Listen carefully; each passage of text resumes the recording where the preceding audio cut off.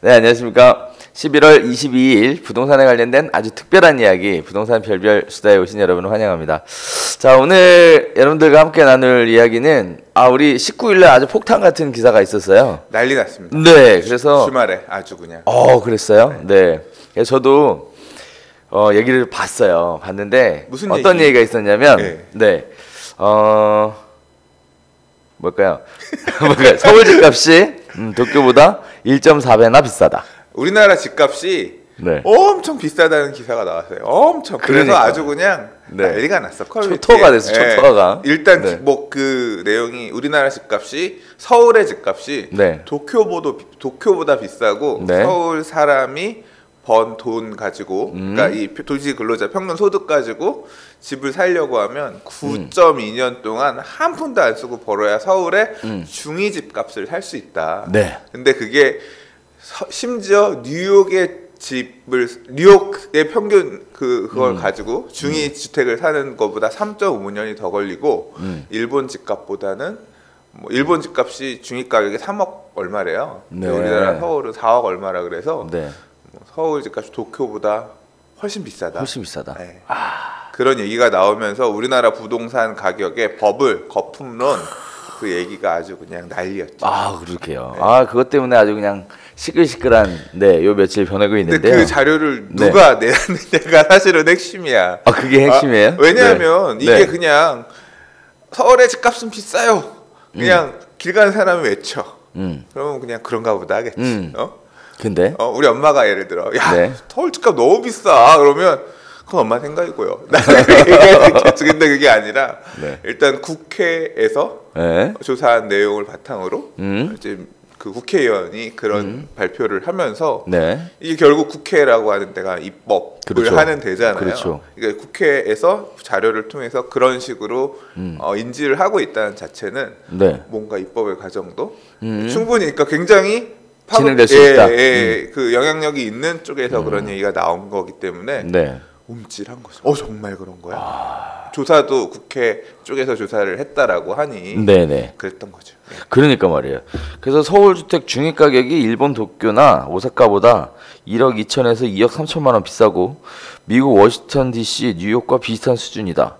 이거를 언론 보도 자료로 이제 그게 이제 딱 나오니까 그 보도 자료를 인용해서 주말에 온갖 언론사에서 다 냈어요. 그 오사카가 중위 주택 가격이 2억이 안 됐던 걸로 2억 정도 했던 걸로 기억해요. 그거 보면 거의 2배 수준인 거예요. 그러니까요. 이 기사를 보고 가장 격렬한 반응을 보였던 사람들이 누굴까요? 격렬한 반응? 일단 청년과 무주택자들이 격렬한 반응을 보였대요. 그렇죠. 이제 내가 집을 동감한다는 거지. 그렇죠. 우리 서울의 집 가격이 너무 비싸다라는 부분에 대해서 그래 이게 비정상이었던 거야. 이제 그런 식으로들 이제 생각하셨겠죠. 그러니까요. 그래서 청년과 무주택자들에게 새로운 희망이 잠깐 됐었는데요. 근데 이거 왜 냈을까요? 지금 발표하신 분이 국회 기획재정위원회 더불어민주당 간사 박광온 의원실에서 발표를 했다고 하는데 이런 기사를 왜 냈을까요? 그것도 의문이에요. 이거 왜 냈을까요? 그러니까요. 그냥 근데 사실을 알려주기 위해서. 사실을 알려주기? 어떤 사실을? 우리나라 집값이 비싸다. 사실을 알려주기 위해서. 이게 너무 재밌는 게 일단은 그 진실이 팩트가 밝혀지고 있죠. 그래서 일단 그 원래 어떤 글로벌 컨설팅 회사에서 이런 내용들을 정리를 해서 보고를 했는데 이 내용들이 이게 큰 오류를 가지고 재각색하셔서 그러니까 사실 이제 이 기사가 나왔을 때 온갖 커뮤니티에서는 이제 비싸다 아니다 이게 자료 도대체 뭘 기준으로 조사를 한 거냐 또 이제 해외 하시는 분들 얘기가 나오는 거예요. 엥? 일본 그렇게 안 싼데? 이제 그 지역에 계시는 분들의 얘기도 있고 뉴욕 같은 경우는 뭐 왜 사냐고 우찌요 수준으로 무슨 소리냐. 그러니까 사실 기사를 보면서도 이렇게 이 정도가 우리나라 집값이 비싸단 말이야? 사실 저도 이제 그런 생각이 들어요. 그래서 도대체 이런 출처, 통계, 뭘 기준으로 얘기를 했느냐 이제 그런 부분에 대해서 의구심을 품는 분들이 되게 많이 계셨었고요. 그렇죠. 그래서 이제 반론들 제기도 많았어요. 이 기사가 나오고 나서 반론들 제기가 여기에서 제시하는 이 뭐 도쿄라고 하는 규모 자체가 도쿄의 규모 자체가 서울의 면적의 뭐 한 3배에서 4배 정도 되는 큰 넓은 면적인데 도쿄도 전체를 놓고 보면 그렇게 볼 수 있는데 그렇게 따지면 서울도 서울만 놓고 봐서는 안 되고 도쿄에서도 이제 도쿄도 내에서도 서울의 역할을 하고 있는 23개구 정도만 놓고 따로 통계를 내서 비교를 해야 맞는 거지. 그렇죠. 그게 맞지 않는다. 뭐 그런 주장을 하시는 분도 계셨고요. 만약에 서울도 범주를 그렇게 경기도에 그린벨트든 아니면 서울 경기도 쪽에도 싼 아파트들이 있는 지역들이 많이 있잖아요. 그렇죠, 포함하면 더 내려갈 것이다. 그런 네. 주장도 있었고요. 네. 한편으로는 이게 그 뭐 일본이랑 비교할 때는 일본은 우리나라처럼 넓은 집이 없다. 네. 아파트 중위 가격이라고 하는 거는 그 지역에서 소비되는 예를 들어 우리나라는 중위 가격이라고 하는 게 34평형이다 예를 들어 하면 일본 같은 경우는 그 면적 자체가 뭐 20평형 이렇게 작을 거라는 거죠. 훨씬 더 이 주택의 규모 소비되는 규모 자체가 작으니까 그럼 면적 단위로 따지면 일본이 훨씬 비싼 거다 어떻게 보면 뭐 이제 그런 주장도 면적당 가격 이러면 더 이거만 보더라도 아직은 이게 더 비싸다는 역설이 나오고 그런 주장을 하시는 분도 계셨고 이제 그러면서 이런 의견 저런 의견들 저는 사실 이 통계 출처도 잘 모르고 그냥 보니까 그렇습니다 이런 의견들이 있습니다 네. 정도로만 보고 왜냐하면 이제 워낙 우리나라에 똑똑하신 분들도 많고 그래서 반박이 나올 거다 네. 했는데 오늘 보니까 이제 근데 이게 반박이 나왔더라고요. 시장에 도어선이 된 기사였던 것 같아요. 네. 왜 그러냐면은 지금 유튜브나 또는 기타 사람들이 뭐 자유롭게 의견을 피력하는 그런 공간들을 보면은 집값 폭락할 것이다. 거품이 너무 많이 끼었다. 뭐 이런 어떤 대세 위기론 이런 것들이 막 지속적으로 확전되고 있는 상황에서 이런 기사가 딱 발표가 되니까 말 그대로 촉매제 역할을 한 것 같아요. 빵 하고 터져줬죠. 거기에 따라서 수많은 사람들이 수많은 의견들을 내어놨는데 이제 이게 정상적인 상황에서 보면 이 기사가 좀 뭔가 이상하다 해서 이제 파고 들어간 거죠. 네네. 네. 그 이 기사에서 어떤 기준으로 이런 통계가 이런 게 나온 거냐 데이터가 나온 거냐를 가지고 찾아보셨더라고요. 네. 그러니까요. 그래서 일단 뭐 간단하게 얘기를 하자면 일단 그래요. 뉴욕을 기준으로 반경 120km 범위 이내 이렇게 되면은 뉴저지하고 펜실바니아까지 포함이 된대요. 근데 서울은 서울 시내만 한정해서 네 이렇게 해서 한다고. 통계가 만들어졌다고 얘기를 합니다. 그러면 결국은 역으로 얘기하면은 우리나라도 결국은 서울에서 120km 이내로 하면 거의 뭐 그 북한까지 가나요? 그래야 될 것 같은데. 오늘 나온 기사 보니까 네. 그 120km 반경까지 서울권으로 상정하게 되면 강원 인제, 충북 진천까지 포함되는 네. 굉장히 넓은 면적이래요. 그러니까요. 아니 북한까지 갈 것 같다니까요. 그렇대요. 네, 그래서 그렇게 범위가 자체가 큰 문제가 있었던 것 같아요. 그래서 한편으로는 그래요. 이런 통계나 데이터는 어떻게 보면은 무엇을 기준으로 만들어졌는가 라는 부분이 굉장히 중요한데 사실 감정적으로 보기에는 그런 부분들이 잘 안 읽히죠. 네, 그래서 그냥 비싸다 이 얘기만 읽히게 되는 게 문제인 거죠. 과정보다는 결론 타이틀이 중요한 거죠. 그러니까 그래 비싼 거야. 그러니까 국회에서 조사한 거야. 그러니까 네, 뭘 기준으로 얼만큼 비싼 건지에 대해서는 그렇죠. 그래서 저도 사실 납득이 안 가고 뉴욕의 아파트가 3억? 뭐 뉴욕에는 원베드룸 스튜디오 같은 경우도 뭐 월세가 얼마나 비싸고 그런 얘기들만 저는 미국을 가본 적이 없는 사람이라 네. 잘 모르지만 이제 그런 네. 얘기들을 들어오다가 뭐 미국 집값도 이렇게 싸다는데 네. 봤는데 지금 보니까 뭐 그 기사에서 보니까 그래요. 맨하탄 네. 같은 경우는 84제곱미터? 아파트 평균 가격이 34억 원 정도래요. 그러지 그. 그래서 이제 여기 이제 정리를 좀 해보면 그래요. 일단 11억. 일본 기준으로 하면 이것도 물론 뭐 통계가 어디서 나온 거냐에 따라서 뭐 여러 가지 얘기가 있겠지만 일단은 뭐 역사적으로 작년 기준 분양한 아파트를 통계로 보면 서울에서 분양한 아파트가 3.3제곱미터당 평균 가격이 2,131만 원이었다고 하고요. 도쿄, 이제 여기서 말했던 도쿄가 요코하마까지 포함한 엄청난 큰 도쿄가 아니라 23개 구 도쿄를 하고 지칭하는 도쿄시 안에 23개 구를 기준으로 분양 아파트 가격의 분양 시세는 3.3제곱미터당 평균 3,263만 원이었다고요. 자, 그러면 결국은 일본이 거의 한 1.5배. 그렇죠. 네, 1.5배 정도 비싼 거죠. 네. 그러면은 결국은 3.3제곱미터당이라고 하니까 단위 주거 면적당이라고 따져보면 차이가 굉장히 많이 나오는 거예요. 그죠? 더 비쌀 수도 있고. 엄청나게 비싼 거예요. 그래서 일단은 일본은 또 그렇게 통계를 한번 잡아봤고요. 자, 그다음에 뉴욕 같은 경우에도 일단 강남 4구하고 맨하튼이라는 곳으로 비교를 해봤죠. 그렇게 비교를 하면 맨하튼 같은 경우에는 310만 달러, 즉 약 34억 원 정도 네, 해당되는 주택은 콘도미니엄 기준으로 이렇게 볼 수 있었고요. 강남 4구 같은 경우에는 11억 4,138만 원 정도. 이것도 사실 저는 맨하탄 규모가 얼마나 큰지 몰라서 네. 맨하탄 규모가 강남 4구 면적만큼은 되나요? 아, 그거보다 클 거예요. 맨하탄이 그거보다 커요? 네, 아마 그거보다 클 거예요. 그러니까 이런 기준 자체가 좀 명쾌해야 될 것 그렇죠. 같아요. 네. 근데 아무래도 도심권 뭐 이렇게 얘기하다 보니까 그런 부분들이 있을 것 같은데 강남 4구보다 맨하탄이 크다. 따져보면 알겠는데. 따져봐야 되겠는데. 네, 아무튼 이것도 이제 강남구로 한정해서 강남 서초구로 한정하면 예를 들어서 뭐 더 비싸질 수도 있으니까 그래도 어쨌거나 당장 이거만 비교해도 3배 차이예요. 그러니까 말이에요. 자, 그래서 뭐 그 발표했던 의원 측에서는 행정구역 표기에 실수가 있었다. 뭐 이렇게 해명을 했다고 해요. 그러면서 근데 이거는 진짜 사실 솔직히 무책임하다고 생각해요.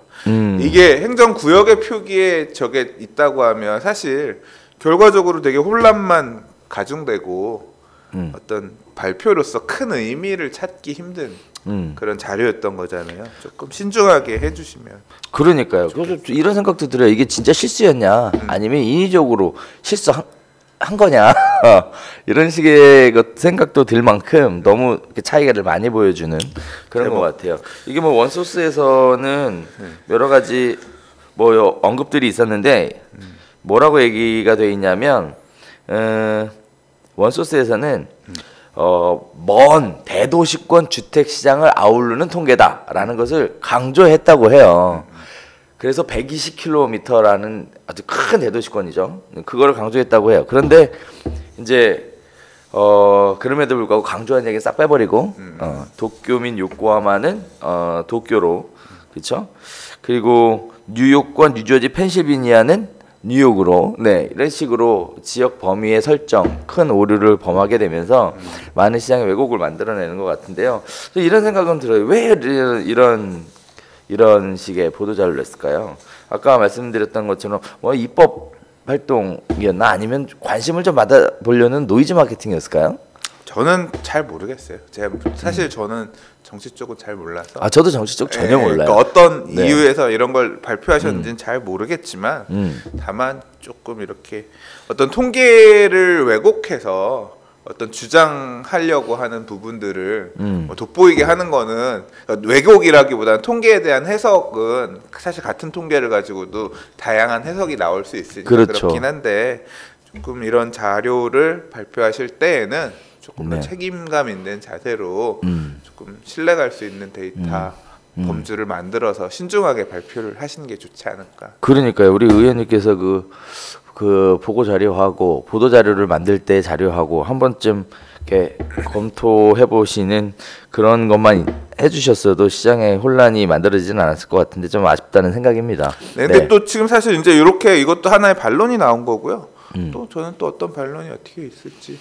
왜냐하면 그렇다고 해서 서울의 집값이 싸지 않다라고 또 결론 지을 수만은 또 없는 문제라고 생각을 하거든요. 그건 아니죠. 이제 상대적인 가치니까. 상대적으로는 이제 우리가 생각할 때 뭐 일본보다 서울의 집값이 싸지 않다라는, 그러니까 서울의 집값이 싸다라는 식으로 이 내용을 보면 그런데 또 다른 반론들이 또 있을 수 있어요. 가격이 많이 올라갔고 뭐 했어도 사실 뭐 제가 아는 바로는 호주나 영국보다 우리나라 가격이 싸요.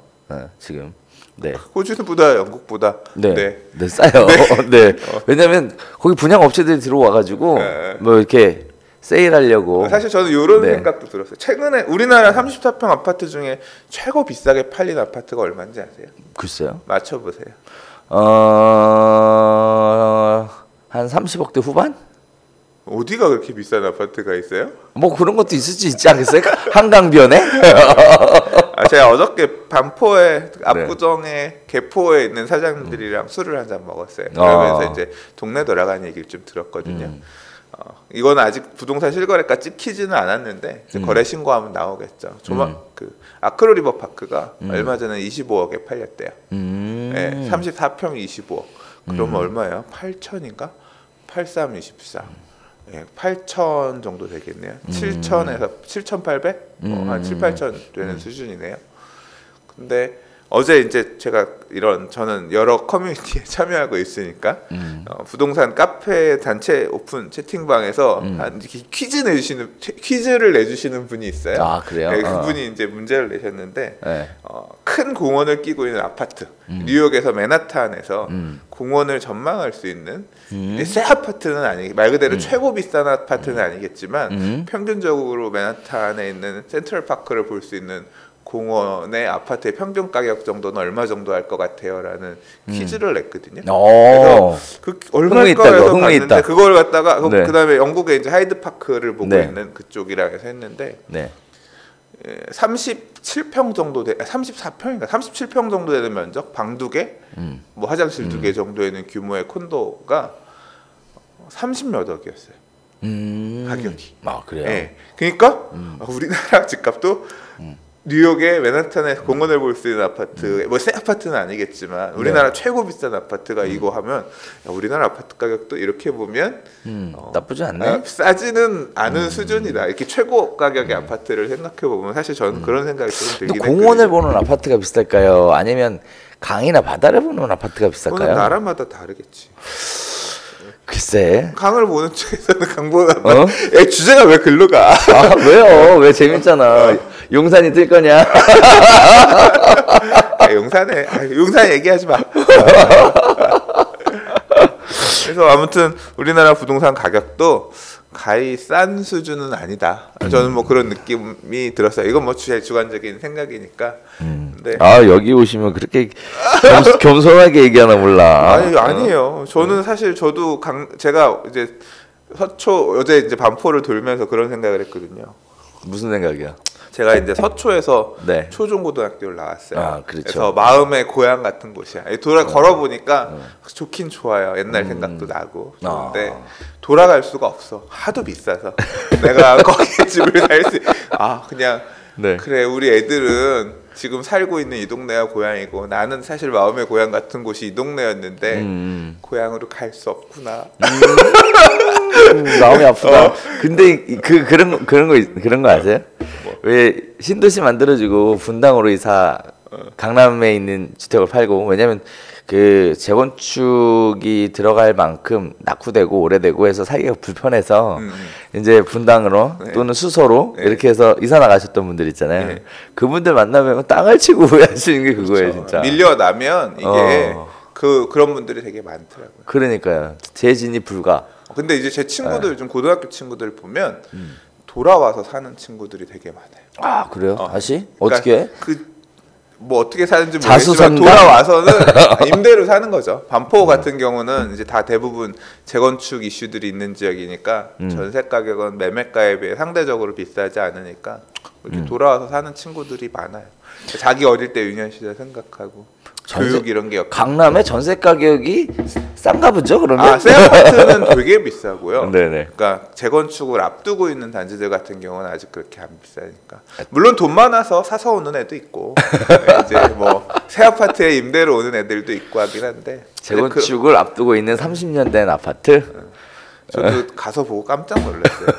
뭐가요? 난방 중에서 올수리 안 된 집 같은 경우는 옛날에 우리 단독주택에 가면 볼 수 있었던 그 스팀으로 이렇게 그 거실에 보면 그런 거 있는 집도 있고 그렇더라고요.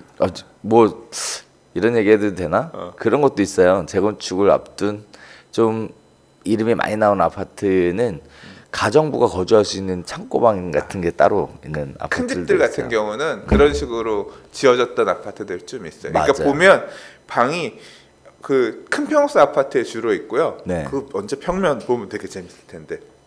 주인 세대가 거주할 수 있는 집이 있고요. 주방 옆에 보면 쪽방 같은 게 있어요. 맞아요. 그리고 그 구조 중에 잘 보면 쪽방에서 밖에 복도 계단으로 나갈 수 있는 문이 따로 있는 집도 있어요. 그러니까 가정부라고 하는 이제 그 당시에 이제 그런 분들 같은 그 방에서 주방 옆에 살다가 뭐 할 일 있으면 메인 문으로 안 나가고 그 뒷문 그런 집도 절평면 보고 한 적 있어요. 그러니까요. 그래서 그런 것도 있고 네. 뭐 하여튼 뭐 시대에 따라서 요구 사항에 따라서 맞춰서 이렇게 가는 것 같아요. 요새는 또 분리형 세대 이렇게 해가지고 이렇게 많이들 하시고 또 최근에는 또 이렇게 분리를 아예 해가지고 새를 놓을 수 있는 그러니까 그런 식으로 그러죠? 요새는 이제 신축도 하지만요. 작년에 제가 얼마 전에 이제 부동산 TV에서 그 얘기했는데 요새 좀 선수들은 중대형 아파트 중에 저평가되는 거 찾는다고 보는 분들도 계세요. 그러니까 중대형 아파트 중에서 이게 이제 앞으로 테마 중에 하나가 그 리모델링이 그러니까 리모델링 물어보시는 분들도 간혹 있거든요. 네. 리모델링 중에서 뭐 리모델링 형태가 수직 증축형, 뭐 수평 증축형, 그다음 단순 뭐 보수하는 형태 뭐 이런 게 있는데 그 방법 중에 하나로 얘기 나오는 게 세대 분리형 리모델링이 있어요. 구조적으로 세대 분리형 리모델링이 가능한 집들 같은 경우는 30평 아파트를 쪼개는 거예요. 25평이랑 원룸 하나로 쪼개거나 40평 아파트를 30평, 20평 쪼갤 수 있도록 이렇게 설계가 나올 수 있는 데들 그런 식으로 앞으로 리모델링이 갈 수 있다라고 생각해서 이게 그 집이 보통 가보면 요새는 중대형 평형이 인기가 없어서 소형 평형 되게 비싸고 그렇죠. 중대형 평형은 상대적으로 평당가 이런 거 따져보면 싸거든요. 그렇죠. 그러니까 이걸 사서 네. 소형으로 두 개를 임대를 놔버리면 임대 수익률 제고는 훨씬 좋을 거다 해서 그런 쪽을 보시는 분들도 있더라고요. 그렇죠. 그래서 네. 인기가 있었죠. 관심도 많았었고. 네, 그걸 네. 지금 다니는 분들 그런 거 소형이 대세다. 소형 가구 핵가족화되면서 앞으로 계속 소형 주택에 대한 수요가 늘어나고 중대형 평형에 대한 수요는 줄어들 거다라는 게 자꾸 통계나 뭐 이제 이런 게 나오니까 소형을 계속 찾는 관심은 높아지지만 반대로 중대형을 그런 식으로 역발상으로 보시는 분들도 그것도 굉장히 괜찮은 생각인 것 같아요. 사실 40평대 이상의 중대형 아파트, 대형 아파트죠. 대형 아파트 같은 경우에 가격 상승폭이 그닥 높지 않았거든요. 지금 아직 옛날에 고점 네. 회복 못한다는 집들 많아요. 그러니까요. 예. 그리고 20평대 아파트, 소형 아파트 같은 경우에는 지금 어마어마하게 올랐어요. 사실. 그렇죠. 되게 많이 비싸죠. 그러니까요. 그래서 그런 거를 생각해 보면 20평대 말고 40평대 사는 게 어떨까 이렇게 생각해 볼 수 있겠지만 이게 겉으로 간단하게 생각할 문제는 아니죠. 막상 들어가서 보면 이게 또 단위 면적당 가격이 그런 거지 실제 총 매매 가격은 어마어마하게 비싸다라는 거, 그죠? 네. 우리 주제가 원래 얘기했던 거요. 너무 벗어서 이렇게 삼천포로 빠졌어. 제주도까지 가겠는데? 뉴욕 갔다 오려고 그랬더니 미치겠다. 자, 그래서 그런 부분들이 있어요. 그래서 저는 개인적으로 그런 생각이 좀 들더라고요. 뭐 가자 제주도, 뉴욕. 그러니까 그런 생각이 들더라고. 왜냐면은 그 연세 드신 분들이 세를 좀 받아야 생활이 되잖아요. 그래서 그런 측면에서 편하게 아파트 얼마 전에 아시는 분 중에 한 분이 오래된 평생 살았던 단독 주택을 매각을 하시고 아파트로 입주하셨어요. 너무 좋대죠. 완전 장난 아니래요. 그렇지. 그러니까 근데 이제 문제가 그거지. 이제 단독 주택에 살 때는 관리비라는 게 없었잖아요, 사실상. 근데 이제 관리비라는 게 부담이 되게 되면서 생활고가 이제 확 쪼그라드는 이런 부분들 때문에 아파트 관리비 그렇게 안 비싼데 힘들어하신다고 하시더라고요. 좀 노후한 아파트 같은 경우는 난방비 겨울에 이런 거 많이 나고 그러나? 아니에요, 신축 아파트예요. 이사 가신 집이. 네. 그래요? 네, 근데 당장 기본 관리비만 해도 뭐 그래서 연세 많으신 분들 입장에서 몇만 원이 굉장히 큰 돈이거든요. 근데 이제 그거 나오죠? 거기다가 뭐 이것저것 또 살다 보면 뭐 기본적인 생활 물가도 단독주택에서 살 때보다 비싸죠. 뭐 이런 여러 가지들이 그래서 어떤 고민이 있으시대요? 그걸 어떻게 해결을 해야 되냐 뭐 이런 고민이에요. 그렇죠. 이제 그러한 경제적인 부분들을 어떻게 하면 해지할 수 있을까에 대한 생각들을 하시는 것 같아요. 그래서 집을 일부 쪼개서 뭐 그렇죠. 이제 그런 식의 것들이 괜찮지 않았을까 이런 얘기도 나오고 그 지금 현재는 이제 자식분들이 이제 열심히 봉양하고 있는 네.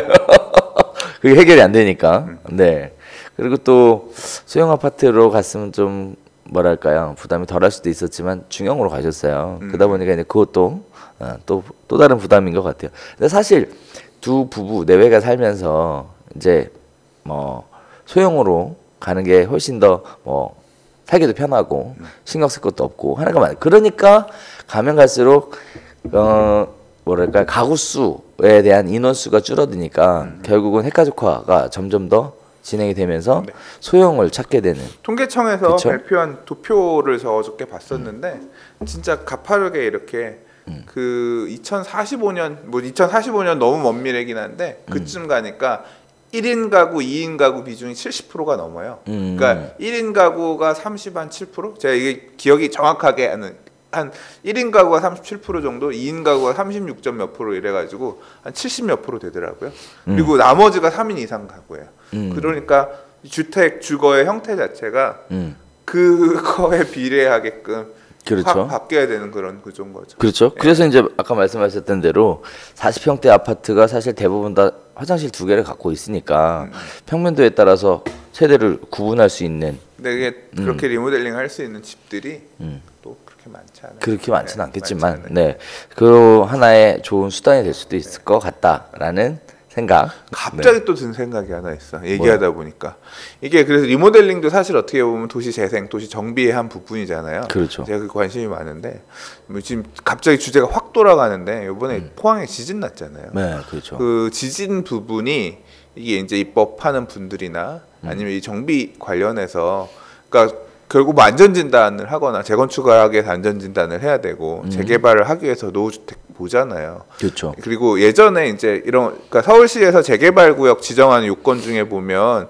상습 침수 지역 이런 데 같은 경우는 네. 별도로 관리해서 재개발구역 지정할 수 있도록 그러니까 요건 중에 하나 노후도 말고 요건 중에 하나로 봐주던 시절이 있었거든요. 네, 있었어요. 지금은 맞아요. 다 없어졌어. 이제 그게 다 재개발이 거기 끝났기 때문에. 근데 지금 이 지진 문제도 간과할 수 없는 이슈이기도 해서 앞으로 지금 말씀하신 이제 주택 리모델링이나 그러니까 아파트 리모델링이나 아니면 노후한 주택들 정비하는 데 있어서 되게 큰 변수로 떠오를 수도 있을 것 같다는 생각이 들어요. 네.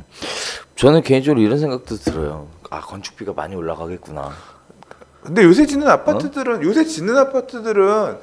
거의 다 내진 설계한다고 내진 하죠. 설계가 돼서 아파트는 제가 정확하게 잘 모르겠는데 그러니까 저는 10년 전에 입주한 아파트를 살고 있는데 거기도 뭐 진도 얼마까지 견딜 수 있는 설계다라고 해서 그 뭐 그 주상복합이에요?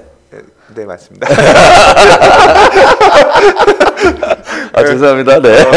네 맞습니다. 그래서 네. 저는 그래서 지진은 견딜 수 있는 아파트다 이런 식으로 살고 있었거든요. 요새 짓는 아파트들 다 그럴 거라고 생각했는데 좀 봐야겠지만 사실 단독주택이나 요번에도 제일 문제가 된 게 필로티 구조의 그 다세대 주택들이잖아요. 네. 네. 그게 보니까 진짜 구조가 열악하더라고요.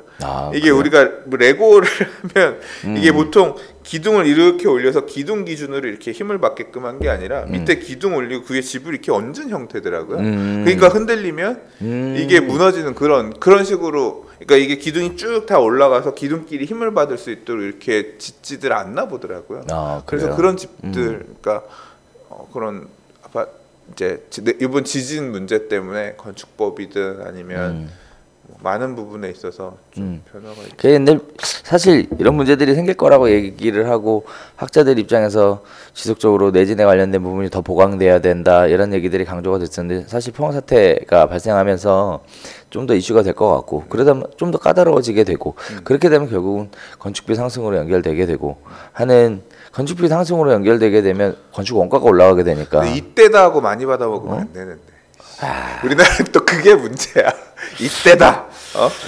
뭐 그런 일 없겠죠. 네. 좋게 생각해야지. 네. 아무튼 그런 거는 좀 잘 쳐내줬으면 좋겠어요. 네, 그렇습니다. 그래서 오늘 이제 그런 얘기 쭉 얘기 나눠서 일단은 뉴욕은 못 갔고 도쿄는 간 것 같습니다. 자, 오늘 정리 하나 하고 마무리 지는 게 좋을 것 같은데요. 자, 서울 집값이 도쿄보다 1.4배 비싸다라고 19일 날 발표된 뉴스 기사는 지금 현재 22일자의 기사들에 따르면 잘못된 통계값이 적용된 거다. 범위를 조금 너무 지나치게 광범위하게 범위를 설정하지 않아서 보이는 좀 착시일 가능성이 높다. 네, 라는 것으로 마무리 지으면 될 것 같습니다. 뭐 좀 더 구체적인 얘기들도 앞으로 계속 나오겠고 또 각종 커뮤니티에서도 이거에 관련된 얘기들이 핫 이슈가 될 것 같지만 어쨌든 우리가 인식하고 있는 거는 이런 기사가 이슈가 된 거는 서울에 있는 아파트 가격이 비싸다라는 기본적인 생각이 자리 잡고 있기 때문에 이슈가 되지 않았나 이렇게 생각을 합니다. 어쨌든 부동산 이제 좀 있으면 이제 연말이에요, 그죠? 벌써 송년 모임도 시작하고 있는데 어제도 송년 모임이었나요? 송년 모임은 저는 아직 시작은 안 했어요. 아직 안 하셨어요? 오늘 송년 모임이 이제 드디어 시작을 하는데 이제 송년 모임 하면 이제 또 부동산 시장에 관련된 얘기들이 계속 또 얘기가 나올 것 같아요, 그죠? 그렇죠. 부동산 얘기들이 또 특히나 있을 것 같아요. 네, 그래서 이제 저희도 이제 슬슬 송년 특집 준비해야 되지 않겠어요? 송년 특집. 네. 좋아요. 2018년 뭐 부동산 대예측 뭐 이런 거 뭐 하나 큰 게 걸고 대예측까지는 아니고 내년에 뜰 지역 내년에 좀 사실 이제 제가 큰일 얘기 뜰 지역이 아니라 올해도 지금 봤더니 좀 이슈화 될 것 같다라고 생각됐던 지역들이 실제로 많이 좀 붐업한 부분이 있거든요. 전 개인적으로 지금 올 연말 시장 동탄 이신도시 있잖아요. 거기 좀 보고 있어요. 뭘 봐? 왠지 빠질 것 같아. 가격이 빠질 것 같아. 가격이 빠질 것 같다고. 네. 자, 그래서 그런 부분들 관심 갖고 보시면은 무주택자나 내 집 마련을 관심을 갖고 있는 분들에게 좋은 기회가 되지 않을까 이런 생각도 들고 있습니다. 아무튼 연말 특집 한번 상의 한번 해서 진행해 보면 좋을 것 같아요. 우리가 준비한 내용은 오늘 여기까지 하도록 하겠습니다. 오늘은 여기까지. 오늘은 여기까지. 네. 자, 함께해 주신 여러분 감사드리고요. 저희 유튜브 시청하시면서 좋아요와 구독하기는 사랑입니다. 네, 함께해 주시면 감사하겠습니다. 감사합니다.